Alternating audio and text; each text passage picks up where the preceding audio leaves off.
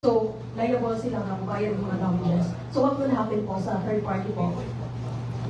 Actually, that's part of the issues that we raised. We already sent a letter to Ma'am Beverly na, what's you call this, from this day forward, cut off na ang relationship. Okay? Because the contract was null and void.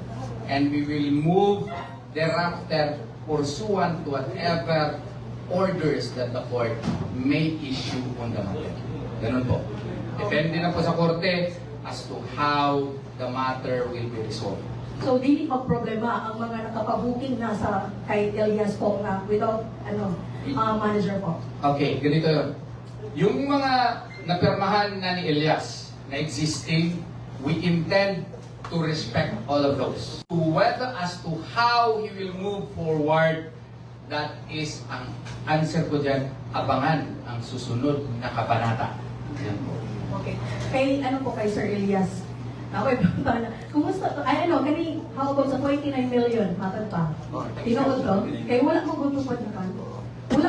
Wala ko para maklaro yun, kay wala ko gutubag kagabi sa press con ni Manager Beverly. So now, issue na siya sa korte, no? Korte na yung magkuha na. Apil na dito na. Atong sa page ninyo sa ngayong ikuha. About sa page po, kuhan. Sa karoon, naging siya access homepage. Munang kuhan, munang makita ninyo nga na ko'y i-post kasi abilin akong kauban na tingala mo nga mawala. Tuman kayo ginadilate na. Kaya na siya access ako ang kuhan. Na siya access ako ang page kay sama siyang sayang giingon. Ang page daw is delete daw rin pang kuhan, delete pang post lang. Kaya ang page daw nga akong game is business daw to. Is actually pang bukid na mong dito, ang bundok na to. Just na may pagmahay dito na gikan sa from nothing na sunod na sa ulan ni Cristo sila kaway si MC sila pagka angkot na naging famous na karon may pagmahay dito nga may pagwa na lang po na famous pero ana nga mga karon. Siyempre sa kuhan, nati gamay nga kuhan no. Nay pagmahay gamay. Pero as of now na okay na. O ba kayo kasi magalingon nga. Okay raman di at least kuhan nakamata na pa sa kamatuoran.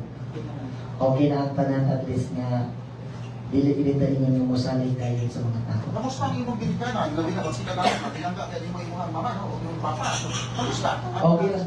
Okay ra akong ginikanan wala pa sila problema.